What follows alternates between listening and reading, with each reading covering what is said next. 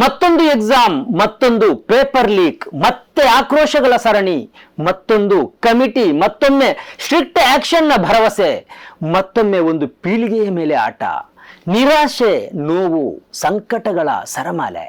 मेरा दोस्त जो था उसने अभी बुक बेच दी नीट की, बोला एग्जाम हो गया अब नहीं पढ़ना, और अब एग्जाम फिर से हो रहा है. भाई वो तो खत्म है.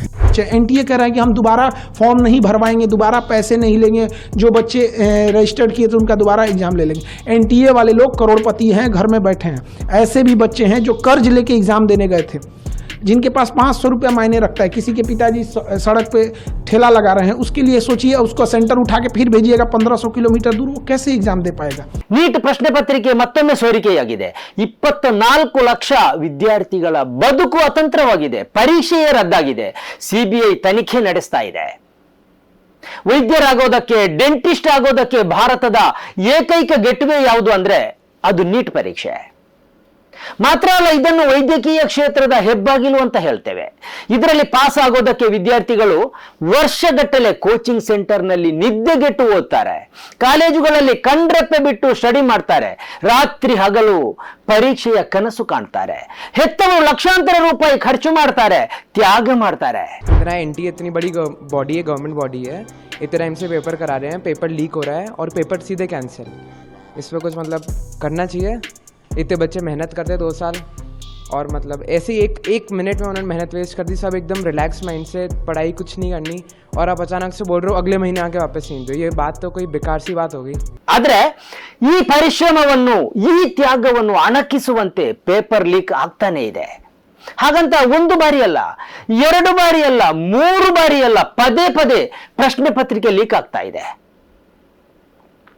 2015ರಲ್ಲಿ ನೀಟ್ ಪ್ರಶ್ನೆ ಪತ್ರಿಕೆ ಲೀಕ್ ಆಯಿತು, 2016ರಲ್ಲಿ ಲೀಕ್ ಆಯಿತು, 2020ರಲ್ಲಿ ಲೀಕ್ ಆಯಿತು, 2024ರಲ್ಲೂ ಲೀಕ್ ಆಯಿತು. ಈ ಬಾರಿ ಮತ್ತೆ ಲೀಕ್ ಆಗಿದೆ. ಬಯಾಲಜಿ ಮತ್ತು ಕೆಮಿಸ್ಟ್ರಿ ಪ್ರಶ್ನೆ ಪತ್ರಿಕೆ ಲೀಕ್ ಆಗಿದೆ. ಮೂಲ ಪ್ರಶ್ನೆ ಪತ್ರಿಕೆಯಲ್ಲಿ 600ರಿಂದ 700ರಷ್ಟು ಪ್ರಶ್ನೆಗಳಿರುತ್ತೆ. ಇದರಲ್ಲಿ ಸುಮಾರು 400ರಷ್ಟು ಪ್ರಶ್ನೆಗಳು ಈ ಲೀಕ್ ಆದ ಪ್ರಶ್ನೆ ಪತ್ರಿಕೆಯಲ್ಲಿ ಇತ್ತು ಎಂದು ಹೇಳಲಾಗ್ತಾ ಇದೆ. ಇದನ್ನು ಲೀಕ್ ಮಾಡಿದವನ ಹೆಸರು ಶುಭಂ ಕೈರ್ನಾರ್, ವೈದ್ಯಕೀಯ ವಿದ್ಯಾರ್ಥಿ, ಮಹಾರಾಷ್ಟ್ರದ ನಾಸಿಕ್ನವ. ಈತನ ಬಂಧನ ಆಗಿದೆ. ಆದರೆ ಒಂದು ಪ್ರಶ್ನೆ ಇದೆ ವೀಕ್ಷಕರೇ, ಇದು ಎಡಿಟರ್ ಸ್ಪೀಕ್. ಒಂದ್ ವೇಳೆ ಈ ಶುಭಂ ಕೈರ್ನಾರ್ ಮುಸ್ಲಿಂ ಆಗಿರ್ತಾ ಇದ್ರೆ ಏನಾಗ್ತಾ ಇತ್ತು? ಮೀಡಿಯಾಗಳ ಚರ್ಚೆ ಹೇಗಿರ್ತಾ ಇತ್ತು? ನೀಟ್ ಜಿಹಾದ್ ಎಂಬ ಹೆಡ್ಲೈನ್ ಅನ್ನು ಅವು ಕೊಡ್ತಾ ಇರಲಿಲ್ವೇ? ಆರೋಪಿಯ ಜನ್ಮ ಜಾಲಾಡ್ತಾ ಇರಲಿಲ್ವೇ? ಆತನಿಗೂ ನಾಸಿಕ್ನ TCS ಕಂಪನಿಯ ನಿದಾ ಖಾನ್ಗೂ ಸಂಬಂಧ ಕಲ್ಪಿಸ್ತಾ ಇರಲಿಲ್ವೇ? ಆತನಿಗೆ ಪಾಕಿಸ್ತಾನದೊಂದಿಗೆ ಸಂಬಂಧ ಕಲ್ಪಿಸ್ತಾ ಇರಲಿಲ್ವೇ? ಆತನ ತಂದೆ ಯಾರು, ತಾಯಿ ಯಾರು, ಕುಟುಂಬಸ್ಥರು ಯಾರು, ಅವರು ಏನು ಉದ್ಯೋಗ ಮಾಡ್ತಾರೆ, ಅವರು ಏನು ಓದಿದ್ದಾರೆ, ಅವರ ಮನೆಯಲ್ಲಿ ಮೌಲ್ವಿ ಇದ್ದಾರಾ, ಯಾವ ಮದ್ರಸದಲ್ಲಿ ಕಲ್ತಿದ್ದಾರೆ, ಅವರ ಮನೆಯವರು ಬುರ್ಕಾ ಹಾಕ್ತಾರಾ, ಸ್ಕಾರ್ಫ್ ಹಾಕ್ತಾರಾ, ಅವರ ಹಿನ್ನೆಲೆ ಏನು, ಅವರು ಯಾವೆಲ್ಲ ರಾಷ್ಟ್ರಗಳಿಗೆ ಭೇಟಿ ಕೊಟ್ಟಿದ್ದಾರೆ, ಅವರಲ್ಲಿ ಎಷ್ಟು ಪಾಸ್ಪೋರ್ಟ್ಗಳಿವೆ, ಆಧಾರ್ ಕಾರ್ಡ್ ಇದೆಯಾ, ಅದು ಅಸಲಿಯಾ, ಇತ್ಯಾದಿ ಇತ್ಯಾದಿ ಪತ್ತೆ ಕಾರ್ಯ ನಡೀತಾ ಇರಲಿಲ್ವೇ? ಆದ್ರೆ ಈಗ ಹಿಂದಿ ಮತ್ತು ಇಂಗ್ಲಿಷ್ ಚಾನೆಲ್ಗಳು ಹೇಗಿವೆ, ಅವು ಹೇಗೆ ಚರ್ಚೆ ನಡೆಸ್ತಾ ಇವೆ? ಕನ್ನಡದ ಪ್ರಮುಖ ಟಿವಿ ಚಾನೆಲ್ಗಳ ಚರ್ಚೆಗಳು ಹೇಗಿವೆ? ಆರೋಪಿಯ ಧರ್ಮವನ್ನು ಅವು ಕಟಕಟೆಯಲ್ಲಿ ನಿಲ್ಲಿಸ್ತಾ ಇವೆಯಾ? ಆತನ ಕೃತ್ಯಕ್ಕೆ ಧರ್ಮ ಕಾರಣ ಎಂದು ಅವು ಹೇಳ್ತಾ ಇವೆಯಾ? ಆತನ ಹಿನ್ನೆಲೆ, ಆತನಿಗಿರುವ ಸಂಪರ್ಕ, ಆತನ ಮನಸ್ಥಿತಿ, ಆತ ಓದಿರುವ ಶಾಲೆ, ಆತನ ವಿದೇಶ ಪ್ರಯಾಣ, ಆನ್ಲೈನ್ನಲ್ಲಿ ಆತನ ಹುಡುಕಾಟ, ಆತನ ಗೆಳೆಯರು ಗೆಳತಿಯರು, ಈ ಯಾವುದರ ಬಗ್ಗೆಯೂ ಚರ್ಚೆ ನಡೆಸ್ತಾ ಇವೆಯಾ? No, never.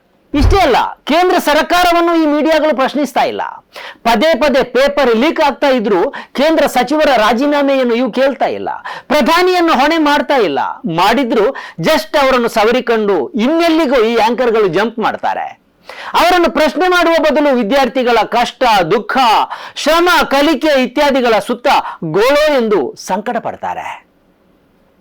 ಒಂದ್ ವೇಳೆ ಕೇಂದ್ರದಲ್ಲಿ UPA ಸರ್ಕಾರ ಇರ್ತಾ ಇದ್ರೆ ಇವೇ ಟಿವಿ ಚರ್ಚೆಗಳು ಹೇಗಿರ್ತಾ ಇತ್ತು? ಅವು ಪ್ರಧಾನಿಯ ರಾಜೀನಾಮೆ ಕೇಳ್ತಾ ಇರಲಿಲ್ವೇ? ಸಚಿವರ ರಾಜೀನಾಮೆ ಕೇಳ್ತಾ ಇರಲಿಲ್ವೇ? ಇಡೀ ಸರ್ಕಾರವನ್ನೇ ಕಟಕಟೆಯಲ್ಲಿ ನಿಲ್ಲಿಸ್ತಾ ಇರಲಿಲ್ವೇ? ಪ್ರಶ್ನೆಗಳ ಮೇಲೆ ಪ್ರಶ್ನೆಗಳನ್ನು ಸಚಿವರಿಗೂ ಪ್ರಧಾನಿಗೂ ಇವು ಕೇಳ್ತಾ ಇರಲಿಲ್ವೇ? ಆದ್ರೆ ಈ ಹಿಂದಿ ಮತ್ತು ಇಂಗ್ಲಿಷ್ ಚಾನೆಲ್ಗಳನ್ನು ಒಮ್ಮೆ ಜಸ್ಟ್ ನೀವು ನೋಡ್ಕೊಂಡು ಬನ್ನಿ. ಅವುಗಳ ಚರ್ಚೆಯ ಸ್ವರೂಪವನ್ನು ನೋಡ್ಕೊಂಡು ಬನ್ನಿ. ಅವರ ಆಕ್ರೋಶಗಳೆಲ್ಲ ಅಧಿಕಾರಿಗಳ ಮೇಲೆ, ನೀಟ್ ಪರೀಕ್ಷೆ ನಡೆಸುವ NTA ಎಂಬ ಸಂಸ್ಥೆಯ ಮೇಲೆ, ಇನ್ನಾವುದೋ ಗುರುತು ಪರಿಚಯ ಇಲ್ಲದ ಅಧಿಕಾರಿಗಳ ಮೇಲೆ. ಆದ್ರೆ ಕೇಂದ್ರ ಸರ್ಕಾರವೂ ಸೇಫ್, ಸಚಿವರೂ ಸೇಫ್, ಪ್ರಧಾನಿಯೂ ಸೇಫ್. ರಾಜಸ್ಥಾನದ ಸಿಕಾರ್ ಎಂಬ ನಗರವೇ ಈ ಪೇಪರ್ ಲೀಕ್ನ ಕೇಂದ್ರ ಬಿಂದುವಾಗಿದೆ. ಇಲ್ಲಿ ಅನೇಕ ಕೋಚಿಂಗ್ ಸೆಂಟರ್ಗಳಿವೆ. ಇದನ್ನು ಕೋಚಿಂಗ್ ಸೆಂಟರ್ಗಳ ಹಬ್ ಎಂದು ಕೂಡ ಹೇಳಲಾಗುತ್ತೆ.